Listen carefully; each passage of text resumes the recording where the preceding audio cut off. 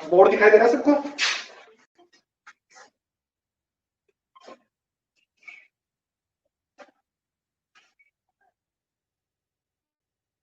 हम इसका बोर्ड दिखाई दे रहा है बेटा?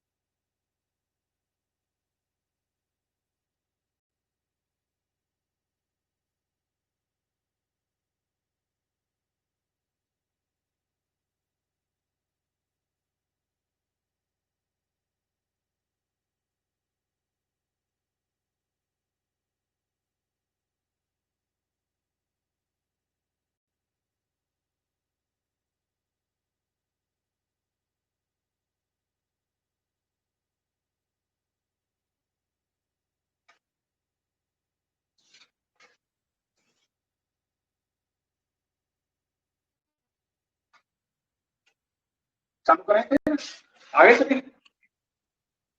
आज बाकी सबका है भाई। कृतिका,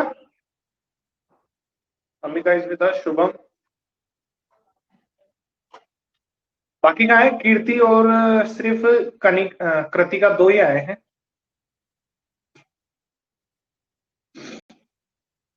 या फिर आकर के चुप बैठे हैं। मोहित आया है। चलो चलो अपन मैंने तुम्हें डिजीज पढ़ के आने के लिए कहा था, अगर याद हो तो तुम्हें शायद कुछ ऐसा पढ़ के आए हो।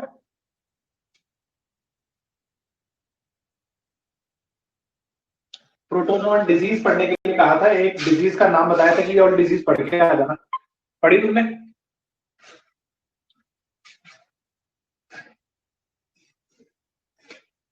हाँ, मलेरिया के लिए कहा था।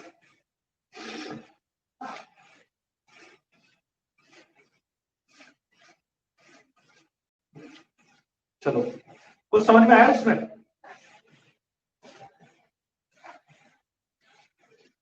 क्या बात है, आज तो हमारा दिन ही बन गया ना। सिमरन इज विद अस। सिमरन कहाँ थी बेटा इतने दिन? अचानक ये जन जागृति कैसे हुई?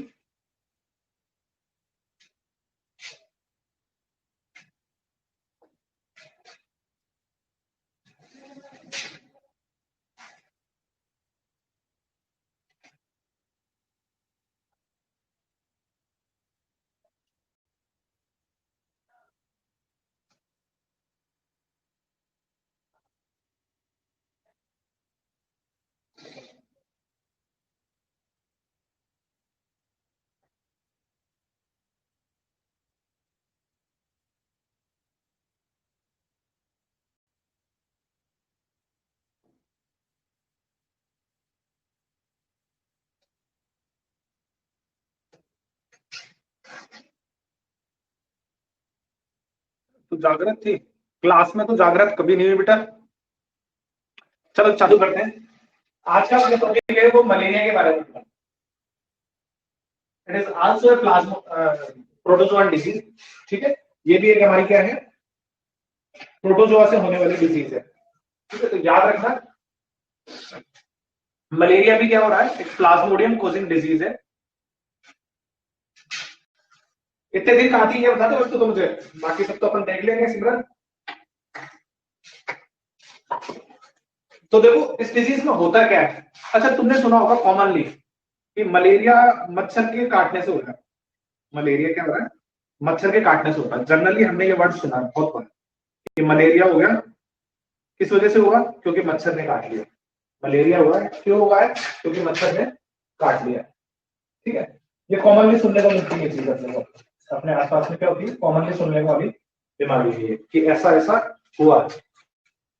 लेकिन देखो शॉकिंग चीज ये है कि ये मलेरिया जो है वो मच्छर सिर्फ क्या करता है, ट्रांसपोर्ट करके देता है एक आदमी से दूसरे इन्फेक्टेड से हेल्दी पर्सन को कर सकता है, लेकिन इसका डिजीज कॉजिंग फैक्टर है वो एक प्लाज्मोडियम है। प्लाज्मोडियम की अलग अलग स्पीसीज है अपने पास में जो इसको क्या करती है, बीमार बनाती है, जिसमें से जो प्लाज्मोडियम वाइबॉक्स है वो कॉमनली नाम सुना जाता है। तो डिजीज की कॉजिंग फैक्टर्स में प्लाज्मोडियम वाइबैक्स नाम का एक स्पीसीज है, एक वेराइटी है इसकी, जो कॉमनली हमने सुनी है कि ये डिजीज फैलाती है।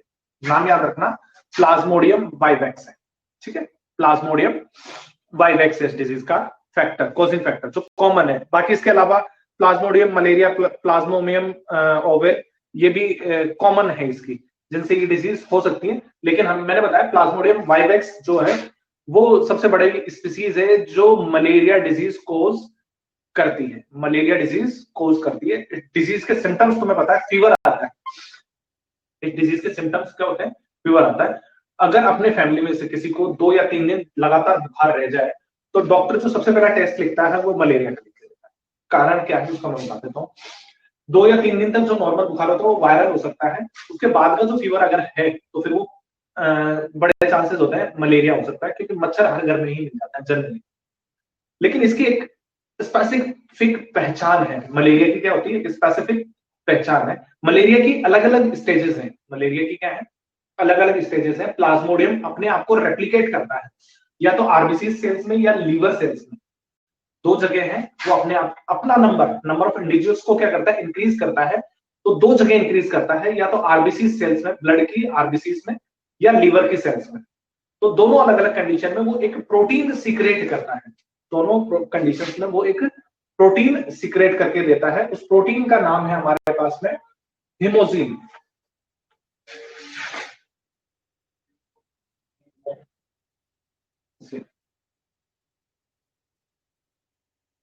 ये केमिकल है, एक बायोकेमिकल है जो वो सीक्रेट करता है ब्लड के अंदर, जो सीक्रेट कर देता है ब्लड के अंदर।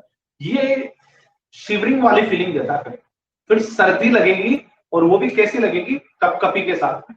सर्दी तो लगेगी साथ में कपकपी भी आएगी। सर्दी तो आएगी और वो एक क्या लेके आएगी, कपकपी भी लेकर के आएगी। याद रखना, शिवरिंग होती है भयंकर। तो डॉक्टर जाते पूछता है कि सर्दी लगती है, कपकपी भी होती है, तो वो समझ जाते हैं कि हाँ अगर कपकपी है तो जनरली वायरल जो फीवर होता है उसमें इतनी तेज सर्दी फील नहीं होती, और जो शिवरिंग वाली कंडीशन है वो भी नहीं आती। तो डॉक्टर समझ जाता है कि हाँ इसके सिम्टम्स किसके हैं, मलेरिया के। तो वो टेस्ट ले लेता है कि जाओ रक्तदान करके आओ और पता करके आओ तुम्हारे ब्लड में क्या है, कहीं प्लाज्मोडियम तो नहीं है। ये नाम याद रखना, ठीक है ना। इसकी वजह से ही तुम्हें क्या होती है, कपकपी लगती है। कभी कोई हुआ है कोई बालक बालिका हमारे क्लास का मलेरिया से पीड़ित? तो बड़ी बीमारी तो है नहीं, बहुत कॉमन सी है। हुआ है ऐसा किसी के साथ में? कोई हो बहादुर बच्चा या बालक या बालिका जिसने ऐसी कंडीशन झेली हो, तो सामने आए, अपना नाम बताएं और अपना अनुभव हमारे साथ शेयर करें। निशा नहीं है क्या? वही है हमारे तो क्लास में एक, जिसको लगभग सभी बीमारियां एक 2 बार हो चुकी हैं। निशा नहीं है क्या आज?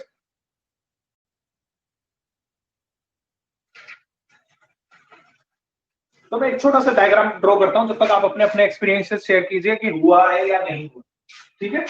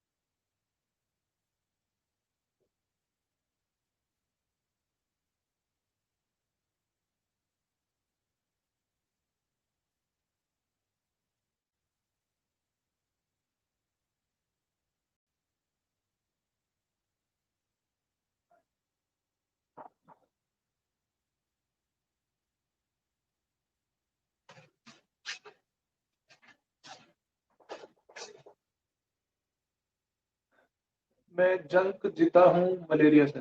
अच्छा, तो जंग जीता हो कि जंग जीता हो है? शुभम क्या लिखता है देख। कब हुआ था?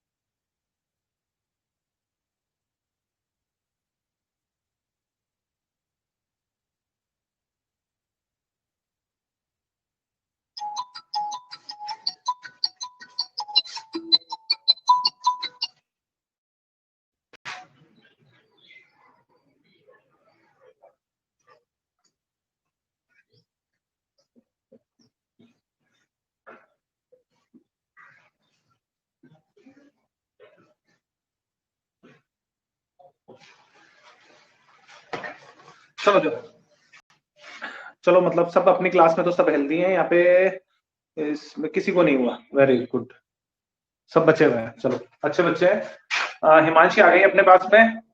Good morning Himanshi, belated happy birthday बेटा। तेरा बर्थडे गया था ना शायद थोड़े दिन पहले, कुछ दिन, मुझे आज ही याद आया अचानक। चलो देखो, होता क्या है, कोई एक हेल्दी मैन है मान लो, ठीक है, एक हेल्दी मैन है, उसे देखो आगे बड़े शांत स्वभाव का व्यक्ति है। जो मैन होते हैं ना, वो किसी को दुखी नहीं करते, ठीक है। तेरा भी था सिमरन, बिलेटेड हैप्पी बर्थडे अगेन। तेरी पार्टी ड्यू है, तुम दोनों पार्टी दे देना, अब स्कूल खुलने वाला है। तो देखो, मैं बता रहा था कि आदमी है वो ज्यादा किसी को दुखी करते नहीं है, लेकिन एक मच्छर है, ठीक है, एक मच्छर है, उसका भी देखो फीमेल, कौन सा, फीमेल एनाफिलिज, फीमेल एनाफिलिज। ये मच्छर क्या करता है, अपने स्लाइवा में, किसमें, स्लाइवा में प्लाज्मोडियम के लार्वा ले आता है। प्लाज्मोडियम के स्पोरोजोइट्स बोलते हैं जिनको, स्पोर्स, प्लाज्मोडियम के स्पोर्स, छोटी स्ट्रक्चर। असेक्सुअल रिप्रोडक्शन के बाद में एक स्टेज आती है जिसमें सेक्सुअल रिप्रोडक्शन करते हैं। असेक्सुअल रिप्रोडक्शन के बाद में एक स्टेज आती है जिसमें सेक्सुअल रिप्रोडक्शन करते हैं। उस सेक्सुअल रिप्रोडक्शन के थ्रू ये क्या करते हैं, अपने को स्पोर बना के देते हैं, स्पोर बना के देते हैं। वो कौन लेके आता है, जैसे मान लो कोई इन्फेक्टेड पर्सन है, उससे क्या करता है, कोई फीमेल एनाफिलिज, सिर्फ फीमेल, मेल नहीं, फीमेल एनाफिलिज क्या करती है, अपने फीडिंग करती है उसके लार्वास के साथ में। तो वो जो उसका स्लाइवा होता है उसके ऊपर वो चिपक जाते हैं।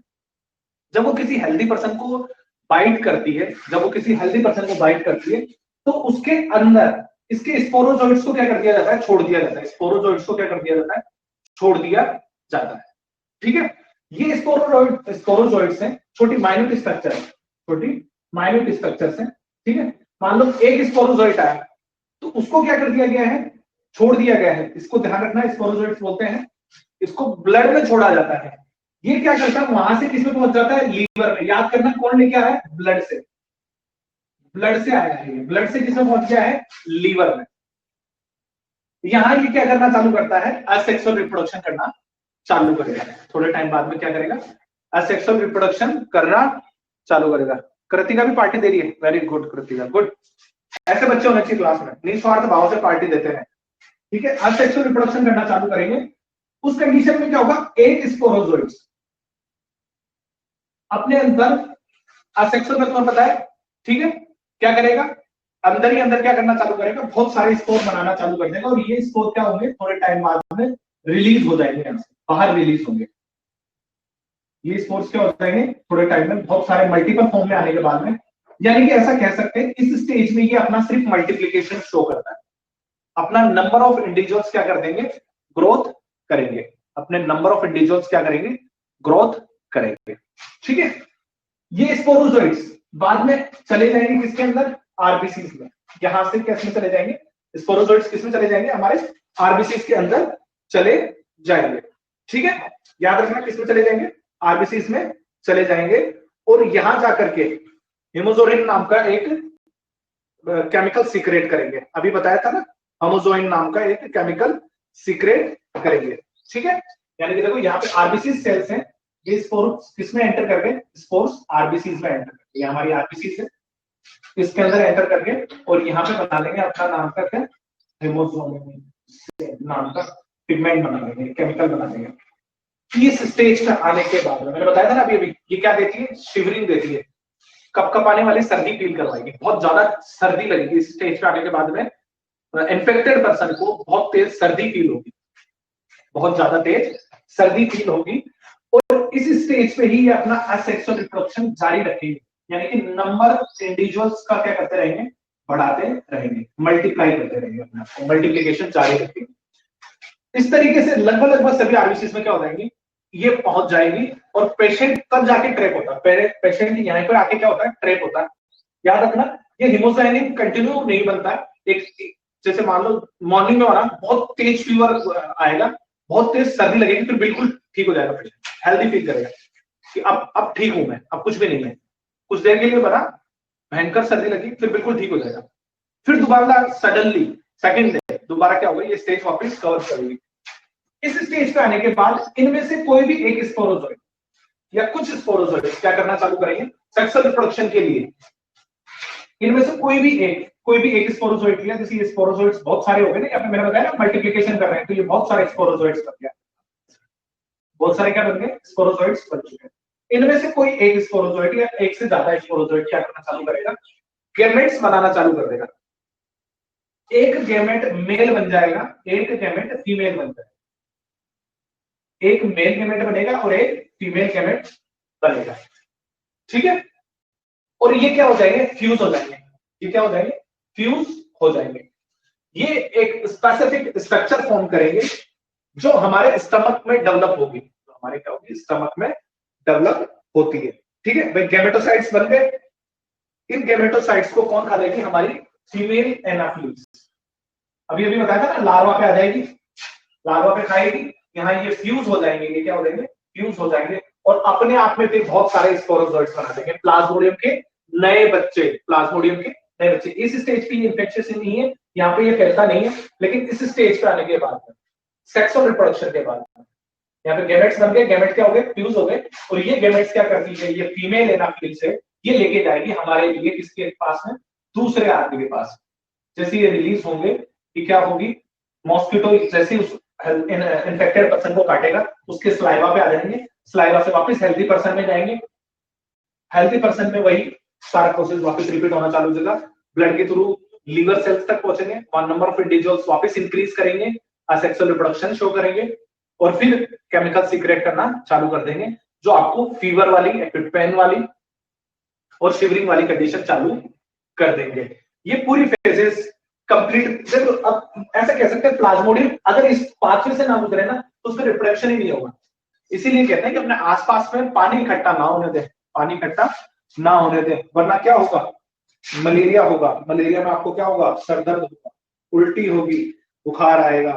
ठीक है, मर भी सकते हो, तो बड़ी बात नहीं। भारत में छोटी मोटी बीमारी से भी मर जाता है आदमी, जुकाम से भी मर जाए। ठीक है, तो ये इस स्टेज को कंप्लीट करने के लिए उसे आपकी जरूरत पड़ती है। इस स्टेज को कंप्लीट करने के लिए उसे ह्यूमन चाहिए, ह्यूमन ब्लड चाहिए, ताकि वो मतलब आरबीसी के अंदर ही क्या कर सकता है, आकर के अपना रिप्रोडक्शन कंप्लीट कर सकता है। अगर उसे नहीं मिलेगी तो उसकी स्टेजेस रुक जाती है। तो आसपास में साफ सफाई रखें, पानी इकट्ठा ना होने दें, और बुखार हो तो एक दवाई लेते हैं, ये तो बहुत बार कर चुके हैं। एक प्लांट आता है पुनैन का, उसकी जो बार्क होती है ना, उसी से इसकी मेडिसिन बनाई जाती है। तो इसका तो इलाज है, वैक्सीन लगवाने की जरूरत नहीं, कहीं चले जाओ डॉक्टर के, सर ने बताया था बहुत खतरनाक बीमारी है, वैक्सीन लगा दो, कोरोना से पहले इसकी लगा दो। ठीक है, तो इससे क्या किया जा सकता है, क्योर किया जा सकता है। बताओ, यहाँ तक किसी को कोई दिक्कत है तो पूछ लो भाई, यहाँ तक किसी को कोई दिक्कत है तो पूछ लो। घर में कचरा जलाओ, मच्छर भगाओ वाली कंडीशन रखा करो। इंसेक्टिसाइड्स आते हैं ना, या इंसेक्ट रिपेल्टेंट आते हैं, उनको यूज करना चाहिए।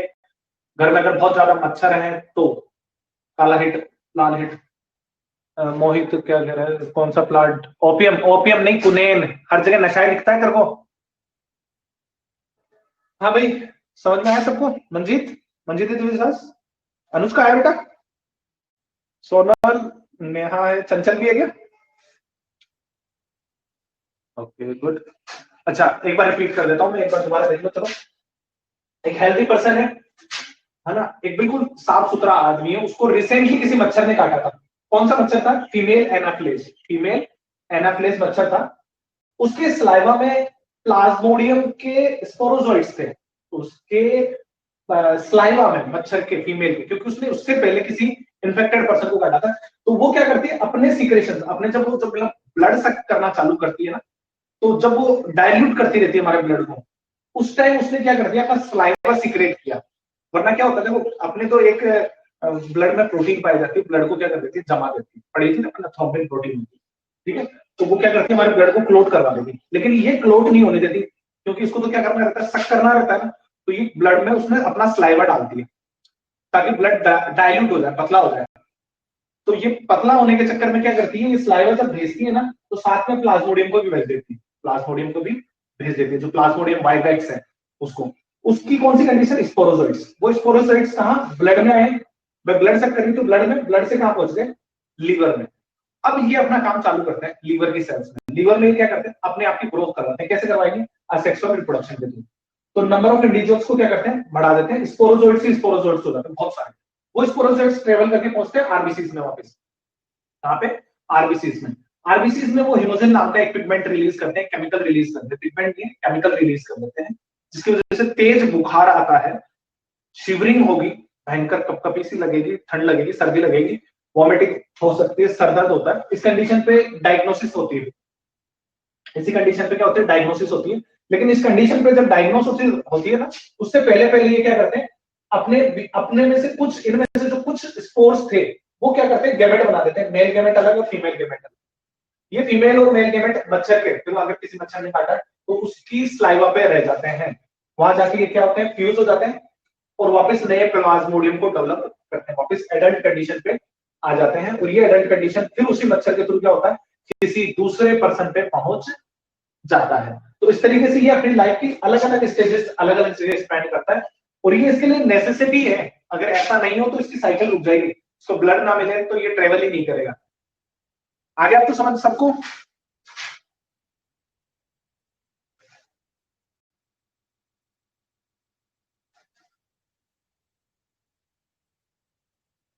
तो इससे बचने के लिए फिर कुनेन नाम की एक दवाई लेनी चाहिए, मच्छर वच्छर नहीं होने देनी चाहिए, अपने आसपास में साफ सफाई रखो।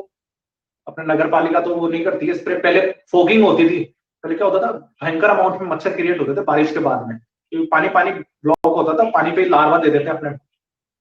तो उससे बचने के लिए फिर क्या करना पड़ता था, खुद, जैसे अपने जयपुर में तो नगर निगम है, ठीक है, वो स्मोकिंग करवाते थे, स्मोकिंग धुआं, फोगिंग, सॉरी स्मोकिंग नहीं, फोगिंग। तो धुएं से क्या करते थे, ये मच्छर मर जाते थे। अभी तो अपने घर पे काफी सारी चीज आ गई, जाली के गेट लगवा लेते हैं हम, ताकि मच्छर वच्छर ना आए। आसपास में पानी मत भरने दो, कूलर का ध्यान रखना चाहिए, क्योंकि गर्मियों में होते हैं उस टाइम ज्यादा होती है डिजीज, अभी मच्छर उस टाइम ही ज्यादा बनाते हैं। छतों पे कहीं पे पीपे वीपे पड़े हो ना, तो उन्हें हटा देना चाहिए, क्योंकि उन्हें भी पानी भर जाता है, फिर समस्या ज्यादा बुरी हो जाती है, ज्यादा संकट में हो जाती है, ज्यादा परेशान करने वाली आ जाती है। चलो अगली डिजीज पे चले, यहां तक समझ में आ गया? तो अगली डिजीज का नाम बेटा काला आजार, लेशमानिया जिसे कहते हैं।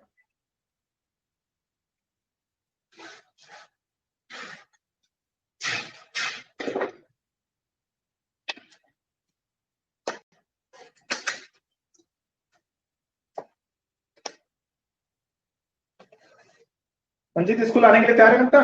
स्कूल खुल रही है।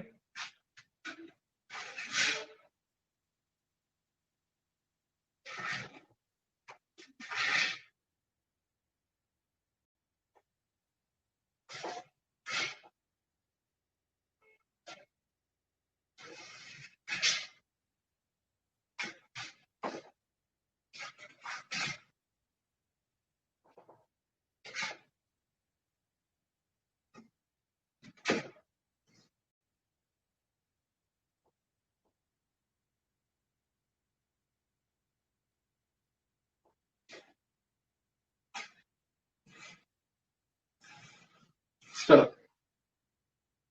अगली डिजीज है हमारी लेशमानिया।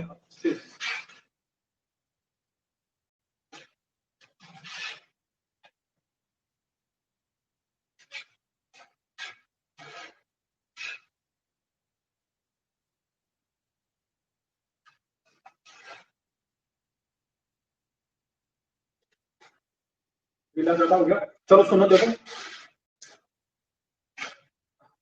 हाँ 18 से खुल जाएंगे बेटा। सिमरन है अपने साथ, गई?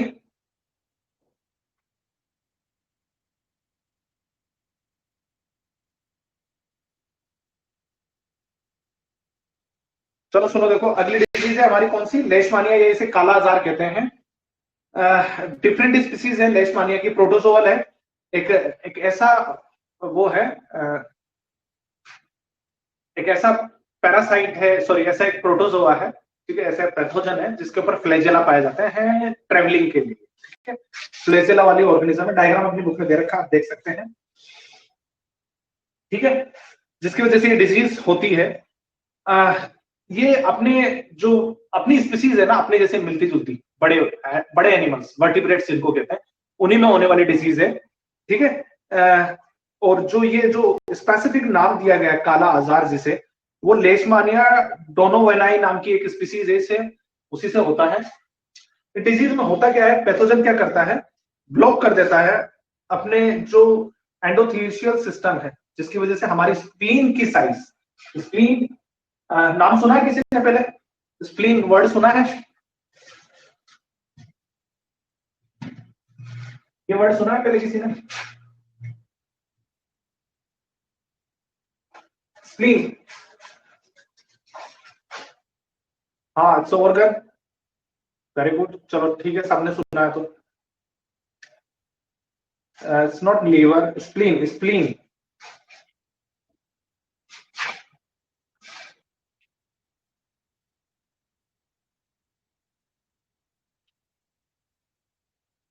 हाँ इट्स ग्रेवयार्ड ऑफ आरबीसीज, सही है। हाँ तो स्प्लीन एक ऑर्गन है जहां पे आरबीसीज डाइजेस्ट होती हैं, उस सिस्टम को क्या करता है, ये ब्लॉक कर देता है, जिससे स्प्लीन की साइज क्या हो जाती है, बढ़ जाती है, ठीक है। इससे बॉडी की साइज क्या हो जाती है, बढ़ जाती है, जिससे ओरल फेरेंजियल रीजन में क्या आ जाती है, स्वेलिंग आ जाती है, जो हमारा नेसल पाथवे है, ठीक है, हमारा नेसल पाथवे या लेरिंगोफेरिंक्स वाला जो रीजन पढ़ा है हमने, ठीक है, एपिग्लोटिस के आसपास का हिस्सा ऊपर वाला, ठीक है, उसमें क्या आ जाती है, स्वेलिंग आ जाती है, ठीक है।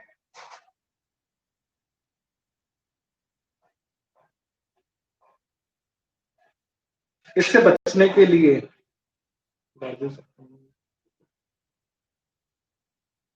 ट्रीटमेंट अपनी बुक में दे ही रखा है इसका, तुम्हारी बुक में दे रखा है कि देखना ट्रीटमेंट, मेरी वाली बुक में तो नहीं दे रखा है, कौन सी बुक है मेरे पास में, अच्छा ये किसी और पब्लिकेशन की, एक बार तुम्हारी वाली बुक में देखो, देखो इसका ट्रीटमेंट दे रखा है।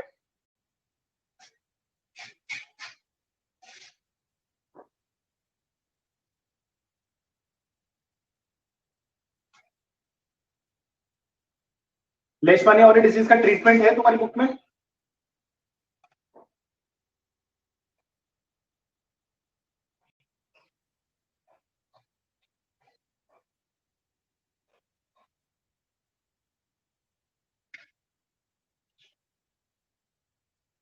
नहीं है ना, चलो ठीक है फिर तो बढ़िया है, बस तो इतना ही दे रखा है इसमें। अभी ये हमारी ट्राइकोमोनोसिस डिजीज, ये भी टेक्सोप्लाज्मा नाम के प्रोटोजोआ से हो जाती है, ये भी एक फ्लैजिलर है, ये फीमेल की डिजीज है, ठीक है, ये फीमेल की डिजीज है, फीमेल के रिप्रोडक्टिव पाथवे वेजाइना के अंदर क्या करता है, कि प्रोटोजोआ एंटर कर जाता है, ठीक है, जिससे वेजिनलाइटिस डिजीज हो जाती है, जिसमें लगातार क्या होते हैं, एक फ्लूइड सिक्रेट होता है फीमेल रिप्रोडक्टिव ऑर्गन में, वेजाइना में क्या होता है, फोम लाइक फ्लूइड क्या बनता रहता है, सिक्रेट होता रहता है, जिसकी वजह से इन्फ्लेमेशन हो जाती है, इचिंग वाली कंडीशन हो जाती है, और बर्निंग सेंसेशन मिलती है, जिससे फीमेल को, तो ये मेल की डिजीज नहीं है, ये किसकी है, फीमेल की है, प्रोटोजोअन डिजीज है, वेजाइना वाले पार्ट में प्रोटोजोआ एंटर करता है, वहां पे रेजिडेंस कर लेता है, यानी कि रहना चालू कर देता है, फिर केमिकल सीक्रेट करता है, जिसकी वजह से फॉर्म लाइक सब्सटेंस बनते हैं वेजाइना में, इन्फ्लेमेशन रहती है, स्वेलिंग रहती है, ठीक है, बर्निंग सेंसेशन रहेगी और इचिंग वाली कंडीशन आ जाती है, ठीक है। तो इस डिजीज का ये वो है, सिम्टम्स है, नॉर्मल सी बात है, protozoan killer medicine doctor prescribe करेगा उसके बाद में, जिससे इससे राहत मिल सकती है। प्रिवेंशन में अपने को क्या रखना चाहिए, फीमेल्स की बात चल रही है तो फीमेल्स को ध्यान रखना चाहिए, कि जो पब्लिक टॉयलेट्स वगैरह है आपके घर के, तो टॉयलेट्स वगैरह उन्हें साफ रखना चाहिए, पब्लिक टॉयलेट्स लेस यूज करना चाहिए, या तो अगर ऐसा यूज करो जो क्लीन हो, ठीक है। बस इतनी सी बात है इसमें। तो अगला है हमारा टॉक्सोप्लाज्मोसिस। ये टॉक्सोप्लाज्मोसिस गोंडाई नाम के एक प्रोटोजोआ से होता है, ठीक है। पैंडेमिक कंडीशन है, मतलब एक से दूसरे में फैल जाती है। ये रेटिकुलर एंडोथेलियल सिस्टम वाली ही सेल्स के अंदर पाया जाता है, नर्वस सिस्टम से रिलेटेड डिजीज है, जो अपने ब्रेन के एक पार्ट को क्या कर लेता है, कंट्रोल कर लेता है, जिससे हमारी सेंसिंग जा सकती है, किसी स्पेसिफिक ऑर्गन की सेंसिंग मिसिंग हो सकती है, ठीक है। तो लेकिन ये लेस इंपॉर्टेंट डिजीजेज हैं। कुल मिला के बात यह है, लेशमानिया से ऊपर तक की डिजीजेस अच्छे से समझ लेना, और जो ये लास्ट वाली डिजीजेस है इनके पैथोजन के नाम याद करने हैं अपने को, लास्ट वाले डिजीजेस के सिर्फ पैथोजन के नाम याद रखने हैं, ठीक है। अब बात करते हैं अपन ऐसे डिजीजेस जो प्लेटी हेलमंस से होती हैं। अच्छा, प्लेटी हेलमंस क्या होते हैं, कौन बताएगा तुम में से? प्लेटी हेलमंस क्या होते हैं, कौन बताएगा तुम में से? प्लेटफॉर्म्स, सिमरन बताएगी। आज तो सिमरन आई है, सिमरन बहुत आंसर देती है, बेटा बता चल। प्लेटी हेलमंस कौन होते हैं? वर्म्स।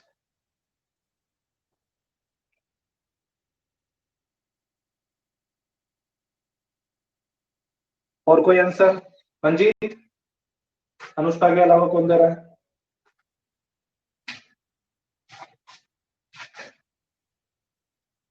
Earthworm, earthworm.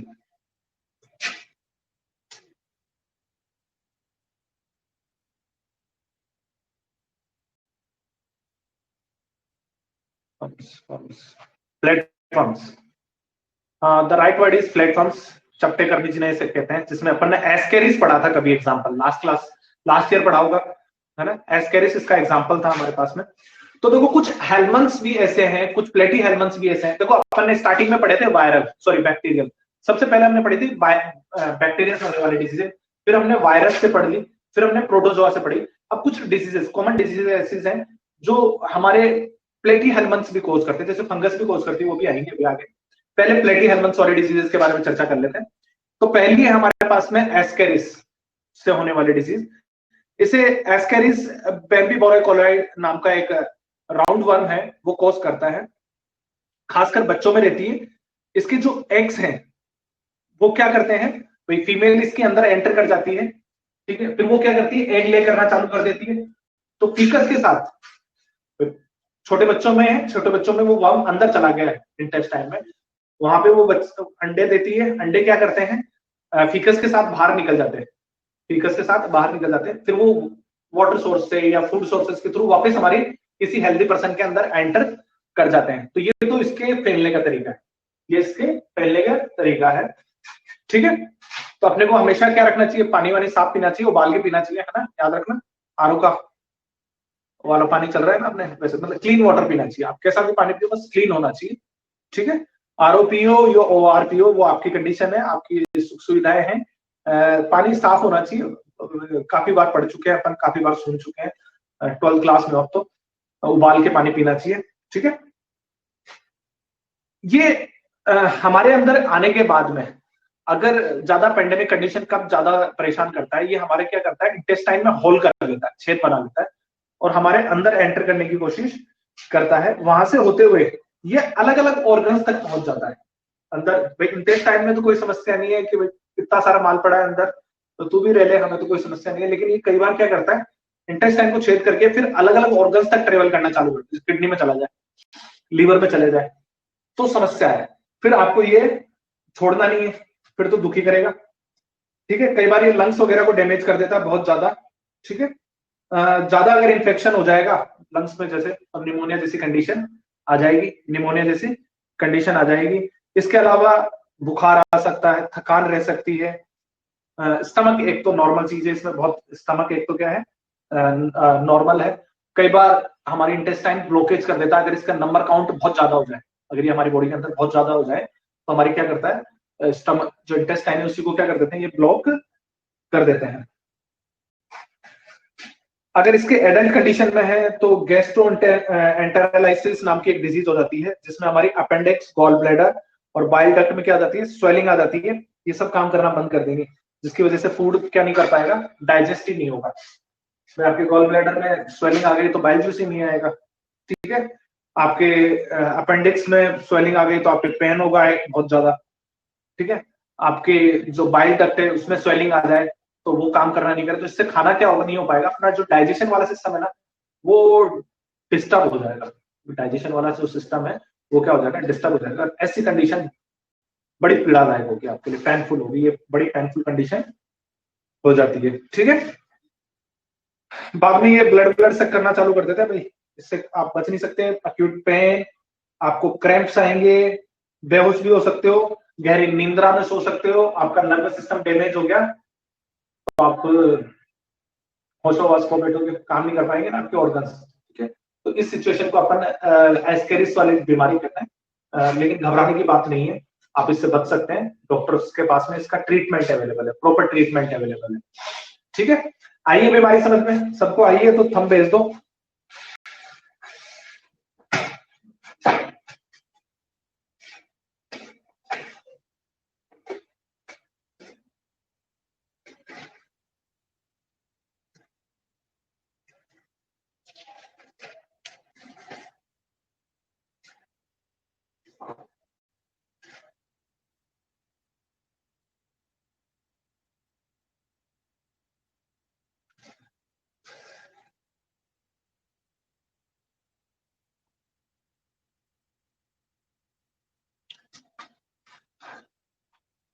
चलो, खुशी हुई तुम्हें देख करके कि सबको समझ में आएगा। मेरे ख्याल से ये चैप्टर अब बहुत इंटरेस्टिंग होता जा रहा है, अपने ना मतलब चरम पे पहुंच गया अब तो, कि मतलब जितना अपन खा सकते थे ना उससे कहीं ज्यादा खुशियां दे रहा है अब ये, है ना। मतलब मेरा तो मन भर आया आज कि इतनी अच्छे से, इतने इंटरेस्ट के साथ तो मैं कभी नहीं पढ़ा था, ठीक है। फील हो रहा है सबको ऐसी चीज, महसूस हुआ किसी को ऐसा कि हाँ ये वाकई में चैप्टर अपने मतलब क्लाइमेक्स पे जाते जाते तो आंखों में आंसू ला देगा, ठीक है।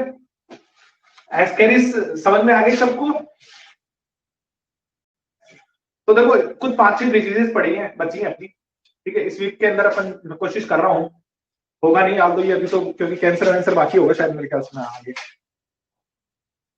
कैंसर है, अस्थमा, एलर्जी, हाँ अभी तो नो डिजीज तो नॉन इन्फेक्शियस भी है। चलो इन्फेक्शियस डिजीज तो आज कंप्लीट कर ही लेते हैं, ताकि अगली क्लास में पीड़ा कम हो जाए अपनी, ठीक है। ऐसा लगने लगा है कि दुनिया में सारी बीमारियां हमारे पास ही है, कहीं हमें ही कुछ ना हो जाए। कोरोना से कम डरे हुए थे क्या जो हम आज ये चैप्टर खोल के बैठे। चलो देखो अगली हमारे पास में है एंटेरोबाइसिस नाम की डिजीज है। एंटेरोबाइसिस वर्मिकुलरिस नाम के वर्म से हो जाती है, पिन वर्म भी बोलते हैं इसको, या सीट वर्म भी कहते हैं, कि ह्यूमन बॉडी के अंदर एंटर कर जाता है।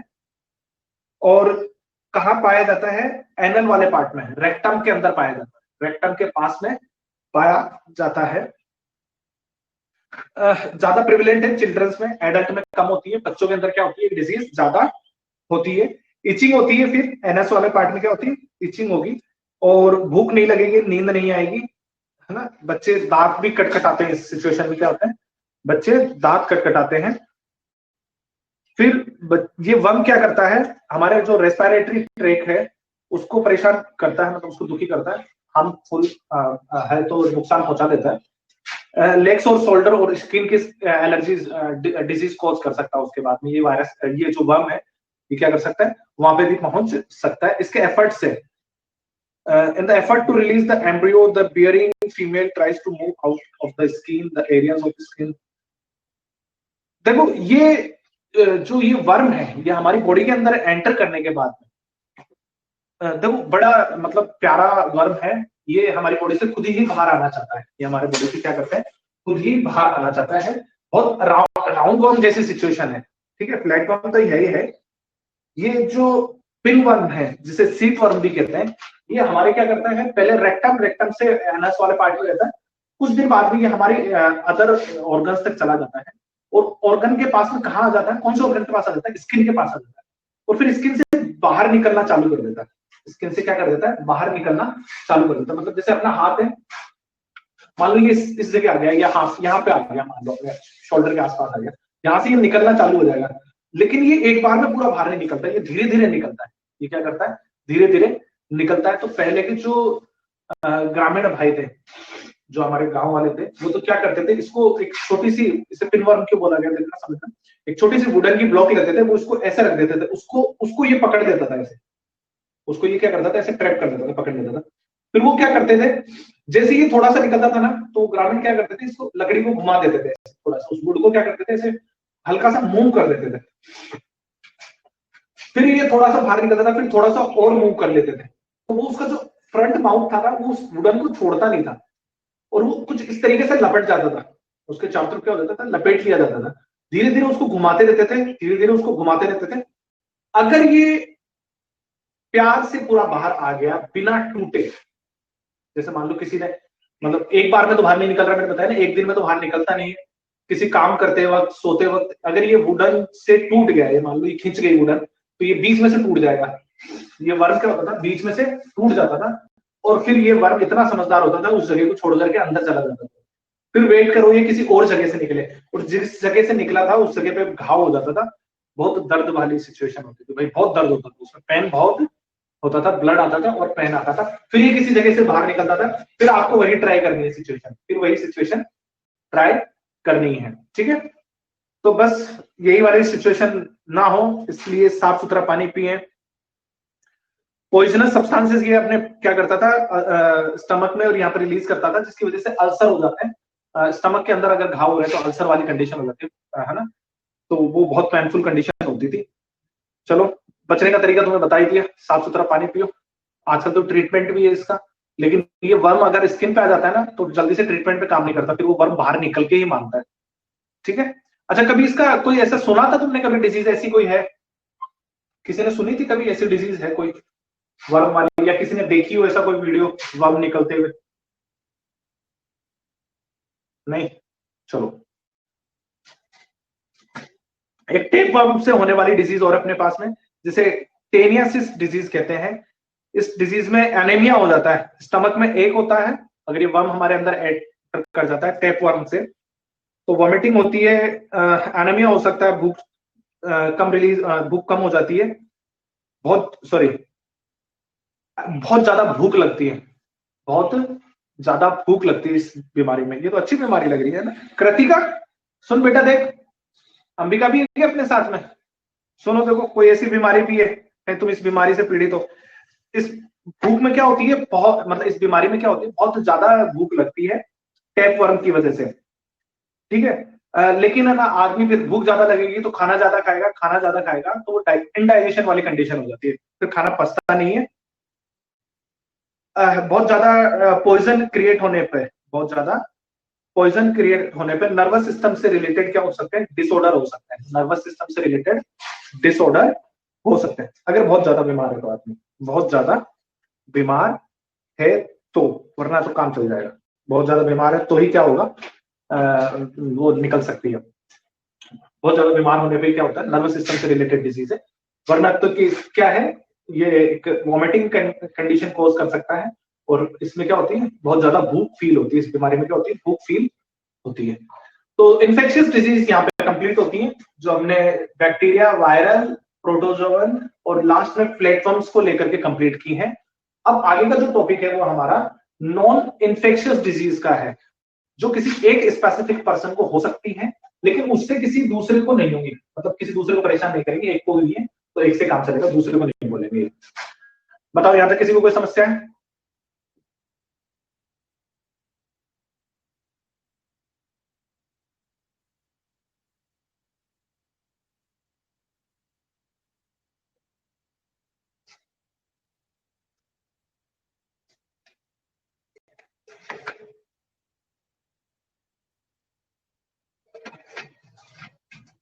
यहां तक समझ में आ गया सबको?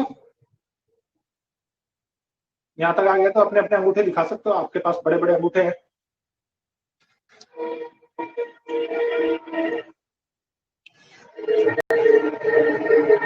चलो, तो एक छोटा सा काम दे रहा हूं, तब तुम सबको अच्छे से सुनना, क्या करना है तुम्हें। कुछ डिसीजेस के नाम बोल रहा हूं, वो तुम्हें खुद को पढ़नी है, क्योंकि वो पहले कहीं ना कहीं पढ़ चुके हैं पर।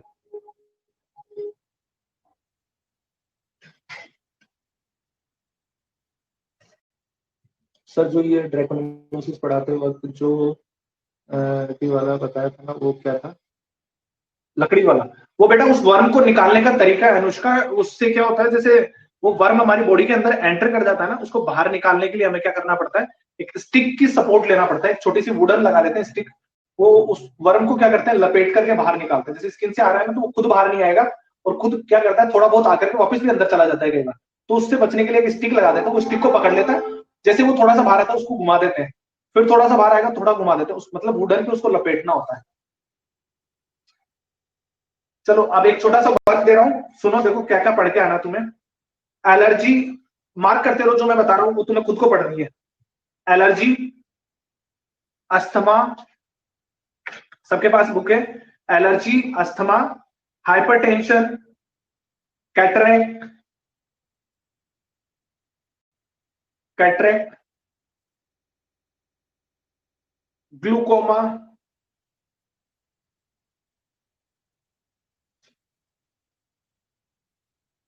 स्टार बाइस्मस, ये डिजीजेस हैं, नाम जो मैंने बताए हैं, ये तुम्हें खुद को पढ़ के आनी है, ये तुम्हें खुद को पढ़ के आनी है। और एक और है एम्फाइसेमा, एम्फाइसेमा ये भी पॉल्यूशन की डिजीज है, जो सिगरेट बीड़ी पीते हैं ना। शुभम देख कौन कौन सी डिजीजेज होती है बेटा ऐसा करने से। एम्फाइसेमा डिजीज है, वो स्मोकिंग वगैरह करने से होती है। ये कुछ 5-6 डिजीज के नाम मैंने बताए, ये तुम्हें खुद को पढ़नी है, बाकी के रेस्ट ऑफ मैं पढ़ा दूंगा। और इनमें से कुछ समझ में ना आए तो वो आप मुझसे नेक्स्ट क्लास में पूछ सकते हैं, ठीक है ना। तो पहले पढ़ के आओगे, स्टार्टिंग की क्लासेस में मैं तुम्हें बता दूंगा, तो अगर किसी को कोई डाउट हो तो वो तुम पूछ लेना, अदरवाइज तुमने पढ़ ली होंगी तो तुम्हें समझ में आ जाएगा। और पढ़ के नहीं आना है, अभी क्लास खत्म होने के बाद ही बैठ के पढ़ लेना, 10 मिनट लगेंगे मैक्सिमम, मैक्सिमम 10 मिनट लगेंगे जिसमें तुम पढ़ सकते हो, ठीक है ना। शुभम तुमने बड़ी क्लास के अंदर अपना जुर्म कबूल लिया, मैं फोन करके पापा को बता दूं या मैसेज दिखा दूं स्क्रीनशॉट लेके। चलो फिर नेक्स्ट क्लास में मिलते हैं, okay then, goodbye, thank you.